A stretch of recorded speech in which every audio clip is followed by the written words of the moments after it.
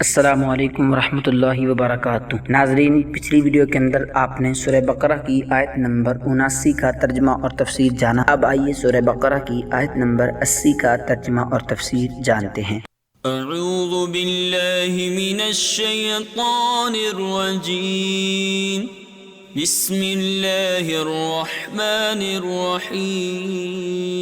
وقالوا لن تمسنا النار إلا أياما معدودة قل اتخذتم عند الله عهدا فلن يخلف الله عهده أم تقولون على الله ما لا تعلمون۔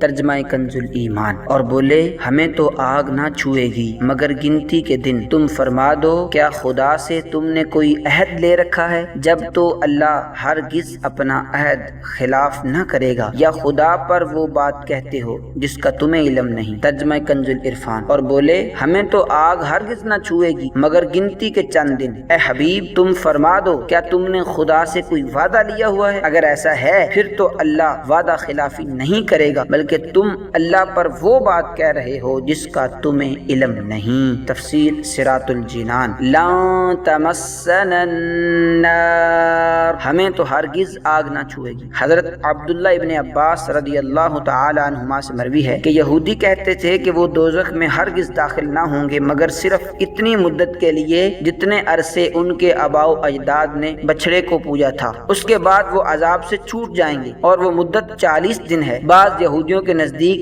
7 دن ہے۔ اس پر یہ آیات کریمہ نازل ہوئی۔ چنانچہ اس آیت اور اس کے بعد والی آیت میں فرمایا گیا کہ اے حبیب صلی اللہ تعالی علیہ وآلہ وسلم، تم ان سے فرما دو کہ کیا تم نے اللہ تعالی سے کوئی وعدہ لیا ہوا ہے کہ وہ تمہیں چند دن کے لیے ہی جہنم میں ڈالے گا؟ اگر ایسا کوئی عہد ہے پھر تو اللہ تعالی ہرگز وعدہ خلافی نہیں کرے گا، لیکن ایسا کچھ ہے نہیں، بلکہ حقیقت یہ ہے کہ تم اللہ تعالی پر جھوٹ باندھ رہے ہو، اور اللہ تعالیٰ تم سے ایسا وعدہ کیوں کرے گا کہ تم جہنم میں زیادہ عرصے کے لیے نہیں رہو گے؟ حالانکہ اللہ تعالیٰ کا قانون یہ ہے کہ جس نے گناہ کا ارتکاب کیا اور اس کے گناہ نے اسے ہر طرح سے گھیر لیا، یعنی وہ کفر میں جا پڑا، تو وہ جہنم میں جائے گا اور ہمیشہ ہمیشہ وہاں رہے گا۔ دعا ہے اللہ پاک ہم سب کو پڑھنے اور عمل کرنے کی توفیق عطا فرمائے۔ ناظرین، ہمارے چینل کو سبسکرائب کیجئے، ویڈیو کو لائک اور شیئر کیجئے۔